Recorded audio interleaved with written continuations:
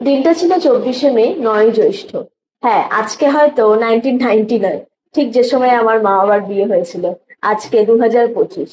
প্রত্যেকটা দম্পতির জীবনে অ্যানিভার্সারি একটা খুব গুরুত্বপূর্ণ দিন, আর যখন তাদের জীবনে সন্তানের আগমন ঘটে তখন সেই দিনটা সন্তানদের জন্য একই রকম ভাবে গুরুত্বপূর্ণ হয়ে ওঠে।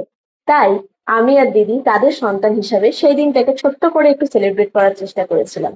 আমরা আমাদের মতো করে ছোট্ট করে উদযাপন করেছিলাম, আর এই কেকটা দিদি দিয়েছিল।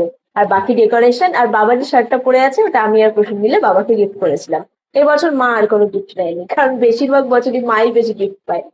তো দেখো, কেক কেটে মিষ্টি খাইয়ে পার্টি পপার্স ফাটিয়ে নিজেদের মতো করে বাবা মা সেই গুরুত্বপূর্ণ দিনটা যে কারণে আজকে আমরা পৃথিবীর আলো দেখতে পাচ্ছি তাদেরকে উপহার দেওয়ার চেষ্টা করেছি। ভগবানের কাছে প্রার্থনা করি আমার বাবা মা সারা জীবন যেন এইভাবে হাসি খুশি ভাবে সংসার জীবনটা চালিয়ে যেতে পারে। আর তাদের দেখে আমরা এখনকার জেনারেশনের ছেলেমেয়েরা যাতে ইন্সপায়ার হই যে আমরাও 35 কেন 50 বছর অব্দি জীবনটাকে টানবো। যাই হোক, তারপরে আমরা সিয়া ক্যাফে থেকে একটু খাবার দাবার অর্ডার করেছিলাম, ফ্রেঞ্চ ফ্রাই আর চিকেন পপকর্ন।